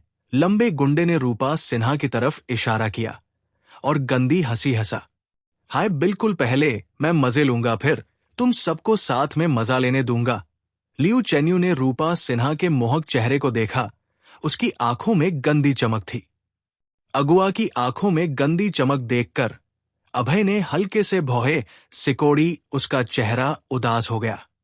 कमबख्त, तू मेरी औरत को छेड़ने की हिम्मत करता है, अब जीना नहीं चाहता। अभय के मन में गुस्सा भड़क रहा था। उसकी आंखें ठंडी चमक बिखेर रही थी। लियू चेन्यू, तेरे मुंह से बदबू आती है, क्या खा लिया? अभय ने रूपा सिन्हा को अपने पीछे रखा और लियू चेन्यू को गाली दी। उसे पहले रूपा सिन्हा की सेफ्टी सुनिश्चित करनी थी, फिर इन गुंडों को सबक सिखाना था। लड़के, तू मुझे गाली देने की हिम्मत करता है, तू मरना चाहता है। मैं तुझे एक मौका देता हूं, अपने पास की ब्यूटी मुझे सौंप दे, फिर घुटनों पर बैठकर माफी मांग, वरना तेरी टांगे तोड़ दूंगा। लियू चेन्यू ने ठंडी मुस्कान के साथ कहा। उसे पता था वो इस टूरिस्ट स्पॉट का गुंडा है, इन गुंडों का बॉस है। वो हमेशा इस स्पॉट पर मनमानी करता था, कमजोरों को सताता था। कभी किसी ने उससे ऐसे बात करने की हिम्मत नहीं की थी। यू भाई, इस लड़के में कुछ दम है, आपको सावधान रहना होगा, लंबे गुंडे ने धीरे से याद दिलाया। उसे पता था अभय कितना तगड़ा है, जिसने उसे एक लात में उड़ा दिया। वो कोई आम आदमी नहीं था। लेकिन लंबे गुंडे को यू भाई पर भरोसा था। यू भाई ताइक्वांडो मास्टर थे, उनकी ताकत बहुत ज्यादा थी। 3-5 बड़े बड़े लड़कों को पीटना उनके लिए कोई बड़ी बात नहीं थी। हाय, मैं न सिर्फ इस लड़के की टांगे तोड़ूंगा, बल्कि इसके सामने इस ब्यूटी के साथ मजे भी लूंगा। लियू चेन्यू ने ठंडी हंसी हंसी, लेकिन उसके शब्द बहुत गंदे थे। अफसोस उसे नहीं पता था कि ये कहते ही अभय ने उसे मन ही मन मौत की सजा सुना दी थी। हाय, लियू चेन्यू ने हल्की चीख मारी, अपने दाएं पैर को जमीन पर उछाला और अचानक आगे की ओर लात मारी, जो अभय सिन्हा के शरीर पर जोर से लगी। उसकी ताकत इतनी थी कि हवा में सनसनाहट की आवाज हुई। ये एक फ्रंट किक थी, जो ताइक्वांडो की बेसिक किक्स में से एक है। इसकी पावर इतनी थी कि अगर किसी को लग जाए तो उसकी पसलियां टूट सकती थी। लियू चेन्यू की ये किक बहुत बेरहम थी। वो एक ही झटके में अभय को बुरी तरह चोट पहुंचाने के लिए तैयार था। इससे पता चलता था कि वो आम तौर पर कितना बेलगाम था। मेरे साथ किक्स की तुलना करना मरने की राह चुनना है। लियू चेन्यू की किक को देखकर अभय ने ठंडी मुस्कान दी। उसकी आंखों में ठंडी चमक थी। शू!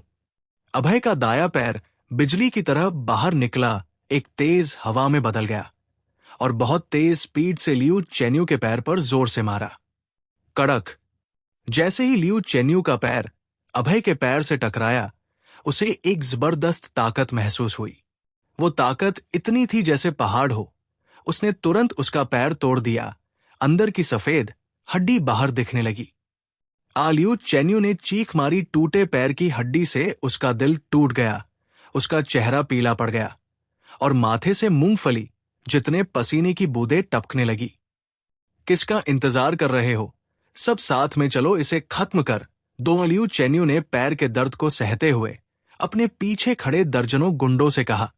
भाइयों, यू भाई का बदला लो। दर्जनों गुंडों ने अभय को घेर लिया और अपनी मुट्ठियों से उस पर हमला किया। सावधान! रूपा सिन्हा का मोहक चेहरा हल्का पीला पड़ गया। उसने जोर से चेतावनी दी। उसे पता था कि ये दर्जनों गुंडे बहुत खतरनाक है और उसे बहुत डर था कि अभय को कुछ हो न जाए। फिक्र मत कर, बस एक झुंड कमजोर मुर्गे हैं। अभय ने रूपा सिन्हा को देखकर मुस्कुराया। आसपास के दर्जनों गुंडों को उसने गंभीरता से नहीं लिया। उसके लिए दर्जनों गुंडे, क्या सौ गुंडे भी उसके सामने टिक नहीं सकते थे। शू! अभय ने अपने शरीर को हिलाया चीते की तरह और पलक झपकते ही दर्जनों गुंडों के बीच में पहुंच गया। एक किक से उसने सबसे आगे वाले गुंडे को उड़ा दिया। उसकी 7-8 हड्डियां टूट गई और वो पीछे वाले गुंडे से टकरा गया। एकदम से 4-5 लोग ढेर हो गए। Puff puff. अभय की व्हिप लेग एक बवंडर की तरह थी जो चारों तरफ के गुंडों की ओर बढ़ी। थोड़ी देर में दर्जनों गुंडे जमीन पर पड़े थे। उनके हाथ टूटे, पैर टूटे, हड्डियां चटकी और चीखें हर तरफ गूंज रही थी। शैतान, ये एक शैतान है। सबने अभय को डर भरी नजरों से देखा। इस शख्स की ताकत उनकी उम्मीदों से बाहर थी। उनके कपड़े तक छुए बिना सबको ढेर कर दिया था। ये किसी एक लेवल की टक्कर नहीं थी। अगर अभय शेर था तो ये दर्जनों गुंडे भेड़ थे, भेड़ों से भी गए गुजरे। तो तू क्या करने जा रहा है? अभय को अपनी तरफ आते देख लियू चेन्यू का चेहरा बहुत बदल गया। वो डर गया। जाहिर है तुझे मारूंगा। अभय से ठंडा कातिलाना इरादा निकल रहा था। इस कमबख्त ने अभी रूपा सिन्हा को अपमानित करने की हिम्मत की थी और उसे अपवित्र करने की कोशिश भी। रूपा सिन्हा उसकी औरत थी और सामने वाला मरने का हकदार था। मैं टाइगर गैंग का मेंबर हूं, तू नहीं। लियू चेन्यू अपनी बात पूरी करने से पहले अभय ने उसकी गर्दन पकड़ ली। कड़क। अभय ने अपने दाएं हाथ से हल्का जोर लगाया और उसकी गला कुचल दिया। लियू चेन्यू की आंखें धुंधली हो गई। उसकी जिंदगी की सांस धीरे धीरे खत्म हो गई। लियू चेन्यू अनिच्छुक था, पछतावे में था और गुस्से में था। उसने कभी नहीं सोचा था कि टाइगर गैंग का नाम लेने के बाद भी दूसरा पक्ष उसे मारने की हिम्मत करेगा। उसे पता था कि टाइगर गैंग पूर्वांचल शहर की अंडरग्राउंड ताकतों का लीडर है। क्या सामने वाला नहीं डरता? अभय को टाइगर गैंग के बारे में थोड़ा बहुत पता था। यह पूर्वांचल शहर का सबसे ताकतवर गैंग था। लेकिन तो क्या जिसने उससे पंगा लिया, उसका सिर्फ एक अंजाम था, मौत। अभय ने लियू चेन्यू को लापरवाही से जमीन पर छोड़ दिया। उससे तगड़ा कातिलाना वाइब निकल रहा था और वो दर्जनों गुंडों की तरफ बढ़ा। मुझे मत मारो, मुझे मत मारो। वो गुंडे इतने डर गए थे कि उनके चेहरे सफेद पड़ गए और वो घुटनों पर बैठकर रहम की भीख मांगने लगे। सामने वाला लड़का सचमुच डरावना था। वो इंसानी जान को कुछ समझता ही नहीं था। अभी उसका बॉस खत्म हो गया था। अभय, रुक तू और नहीं मार सकता। रूपा सिन्हा का मोहक चेहरा हल्का बदल गया। उसने जल्दी से अभय की बाह पकड़ ली। उसे पता था कि इंसानी जान कोई छोटी बात नहीं है और अभय को रोकना जरूरी है। हालांकि ये गुंडे बहुत नफरत करने लायक थे, लेकिन इनकी मौत का हक नहीं था। हालांकि एक लियू चेन्यू मर गया था, रूपा सिन्हा अपने रिश्तों से इसे दबा सकती थी, लेकिन अगर दर्जनों लोग मरते तो इसे दबाना नामुमकिन था। रूपा सिन्हा की परेशान नजरें देखकर अभय का शरीर कांप गया और उसके शरीर से कातिलाना वाइब धीरे धीरे कम हो गया। अरे, बैटलफील्ड सिंड्रोम फिर हो गया। अभय ने कड़वी मुस्कान दी। अभी गुस्से की वजह से उसके मन का कातिलाना इरादा जाग गया था। उसने अफ्रीका में बहुत सारे लोगों को मारा था। एक बार वो एक कबीले में घुसा था और 100 से ज्यादा लोगों को मार डाला था। बेशक वो सब बुरे लोग थे, जैसे वो कबीला नरभक्षी था। ठीक है, मैं इन लोगों को नहीं मारूंगा, लेकिन इन्हें सजा तो देनी होगी। अभय ने रूपा सिन्हा के गुलाबी हाथों को थपथपाया और हंसकर कहा। ताकतवर वाइब निकालते हुए वो गुंडों की तरफ कदमकदम बढ़ा, फिर अपना दाया पैर उठाया और गुंडों की डरी हुई आंखों के सामने उनकी सारी टांगें तोड़ दी। मौत की सजा से बच सकते हैं, लेकिन जिंदा रहते सजा से नहीं। उनकी टांगें तोड़ना इनके लिए सबसे बड़ी सजा थी। झनझन। अभय ने अपना मोबाइल निकाला और ये होंगडी का नंबर डायल किया। ये होंगडी ग्रीन पीक माउंटेन पर एक शख्स मर गया और कुछ गुंडों की टांगें टूट गई है। तू इसे डील कर ले, अभय ने फोन पर ये होंगडी से कहा। बोलने के बाद उसने फोन काट दिया। उसे पता था कि ये होंगडी पूर्वांचल शहर में लॉन्गिया स्क्वाड की पेरिफेरल कैप्टन है। उसके पास बड़ी ताकत थी और इन मामलों को हैंडल करना सबसे आसान था, वरना पुलिस के लिए यह परेशानी वाला होता। रूपा, चलते हैं, अभय ने रूपा सिन्हा का छोटा हाथ पकड़ा और पहाड़ से नीचे चल पड़ा। रास्ते पर लोग अपने आप पीछे हट गए, उनकी आंखों में डर था। उन्होंने अभी अभय का खौफ देखा था, तो जाहिर है इस शैतान से पंगा नहीं लेना चाहते थे। हम ऐसे ही चले जाएंगे, सचमुच ठीक रहेगा? रूपा सिन्हा का मोहक चेहरा अभी भी थोड़ा परेशान था। कोई बात नहीं, चलते हैं, कोई हमारा पीछा नहीं करेगा। अभय ने हल्के से मुस्कुराया और बेफिक्री से कहा। वो अंडरवर्ल्ड का नंबर 1 किंग था। इसके अलावा वो गुंडा बॉस मरने का हकदार था। कोई भी एक मरे हुए कमबख्त के लिए वुल्फ किंग से पंगा नहीं लेगा। थैंक यू, आज का बर्फ का नजारा बहुत ब्यूटीफुल था। रूपा सिन्हा अभय की बाहों में झुकी और मुस्कुराते हुए बोली। बस तू खुश रहे। अभय ने उसकी पतली कमर को छुआ, जो चिकनी और नाजुक थी, हल्की नरमी के साथ, जिसे छूने के बाद और छूने का मन करता था। दोनों पहाड़ से नीचे उतरे मासेरातीली और मशहूर वॉशिंगटन पैलेस की तरफ ड्राइव कर गए। Villa number 14। ड्राइंग रूम में रूपा सिन्हा का चेहरा मोहक था। उसकी त्वचा बर्फ जैसी सफेद, उसकी आंखें पानीदार थी और उसकी पतली पलकें 2 छोटी मोहक खिड़कियों की तरह फड़फड़ा रही थी। उसने काले लेस का पजामा पहना था, जो उसकी शानदार काया को और निखार रहा था। उसकी खूबसूरत टांगों पर काले स्टॉकिंग्स थे, जो एक अजीब सा आकर्षण बिखेर रहे थे, जिससे अभय के अंदर की आग भड़क उठी। पागल, मुझे बेड पर ले चल, रूपा सिन्हा ने मोहक ढंग से मुस्कुराया और आकर्षक अंदाज में बोली। नहीं, मैं किचन जा रहा हूं। अभय ने रूपा सिन्हा के शरीर को गले लगाया और किचन की तरफ बढ़ गया। उसे स्टिमुलेशन पसंद था और बेड बोरिंग था, तो वो किचन, टॉयलेट, बालकनी और छत पर रूपा सिन्हा को बेरमी से रगड़ना चाहता था। किचन में चलो, नहीं बेड पर चलते हैं। अभय सिन्हा की बात सुनकर रूपा सिन्हा का मोहक चेहरा शर्म से लाल हो गया, मानो पानी टपकने वाला हो।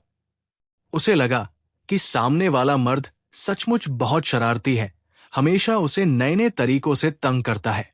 बेशक उसने मुंह से मना किया, लेकिन दिल से वो खुश थी। लड़कियां तो शर्मीली होती है, मुंह से ना कहती है पर मन से हाँ चाहती है।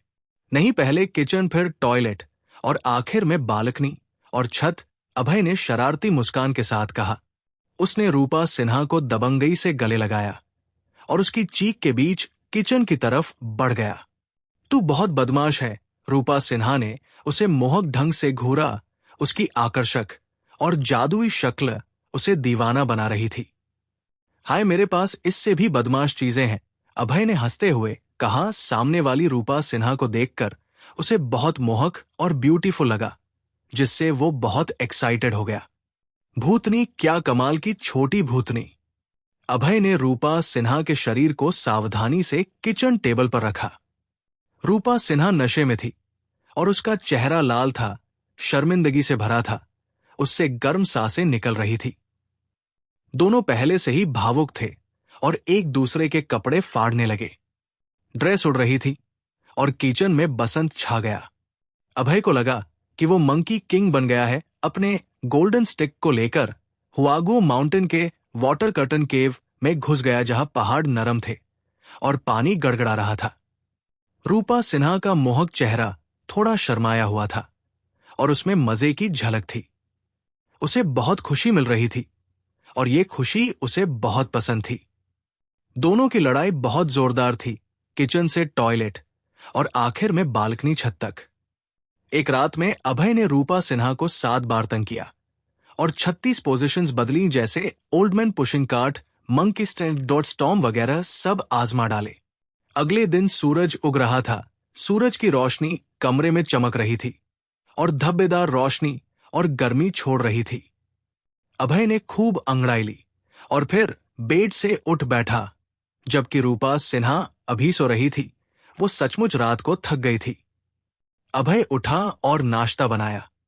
नाश्ता बहुत सिंपल था, बस 2 फ्राइड एग्स, 2 ग्लास मिल्क और 2 सैंडविच ब्रेड। जब वो खाना बेडरूम में लाया तो रूपा सिन्हा जाग चुकी थी, लेकिन अभी भी बेड पर लेटी थी। रूपा सिन्हा का शरीर न सिर्फ थका हुआ था, बल्कि दर्द भी कर रहा था। वो उठ ही नहीं पा रही थी। बदमाश तो थका नहीं, रूपा सिन्हा ने अभय को मोहक ढंग से घूरा, उसमें अनकही आकर्षण था।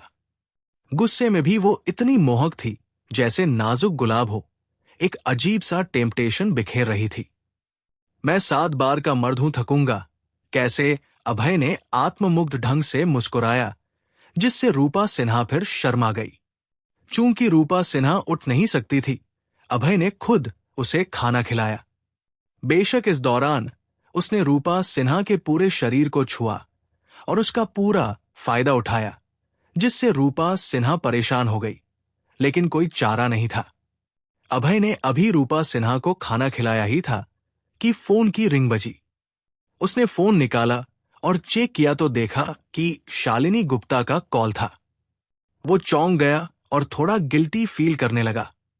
आखिर वो कल रात घर नहीं गया था और रूपा सिन्हा के साथ सारी रात पागलपन किया था, तो उसे थोड़ा गिल्ट हो रहा था।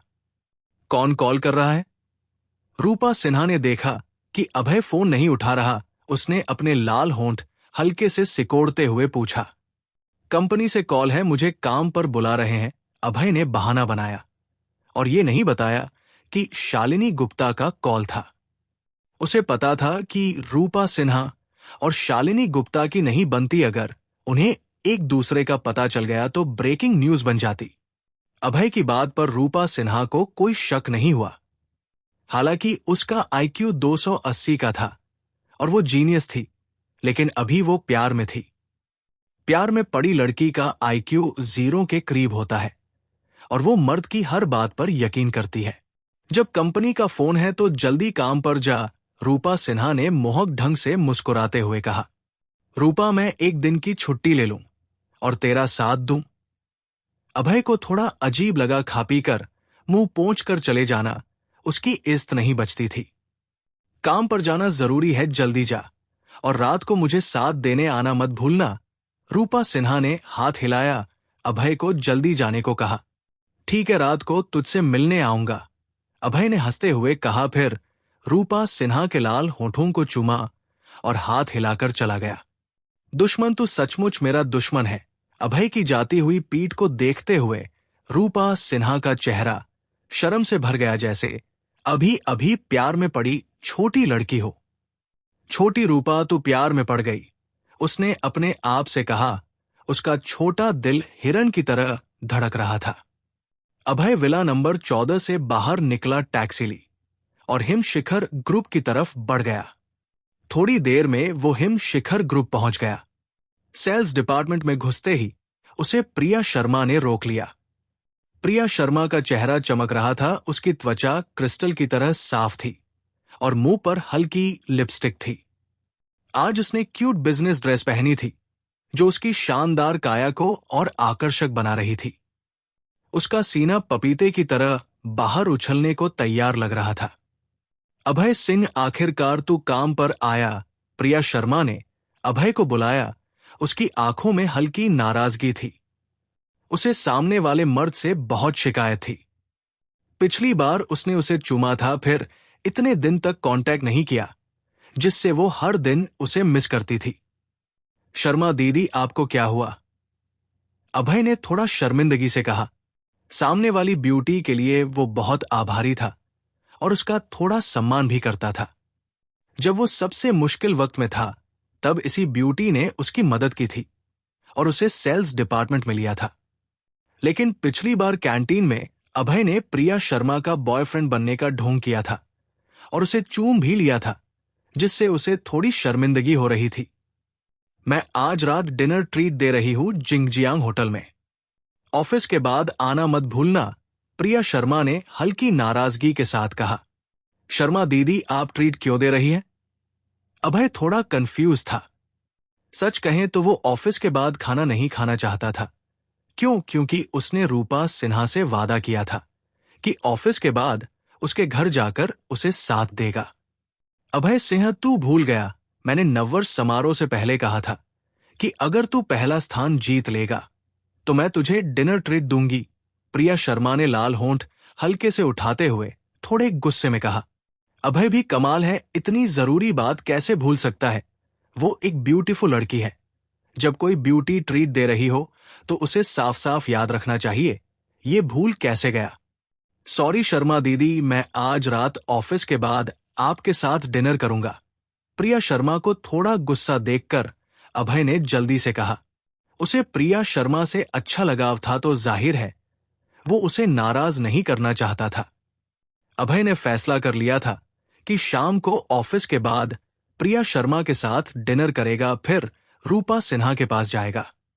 वैसे अभय सिन्हा प्रेसिडेंट अभी सेल्स डिपार्टमेंट में आई थी और उसने कहा कि तू कंपनी आए तो प्रेसिडेंट ऑफिस में उससे मिल। प्रिया शर्मा को अचानक शालिनी गुप्ता की बात याद आई और उसने मुस्कुराते हुए कहा, प्रेसिडेंट ऑफिस में जाना। प्रिया शर्मा की बात सुनकर अभय का चेहरा बदल गया। उसका चेहरा थोड़ा अजीब हो गया। शर्मा दीदी, मैं अभी जाता हूं। अभय ने सिर हिलाया और गिल्ट भरे चेहरे के साथ प्रेसिडेंट ऑफिस की तरफ बढ़ गया।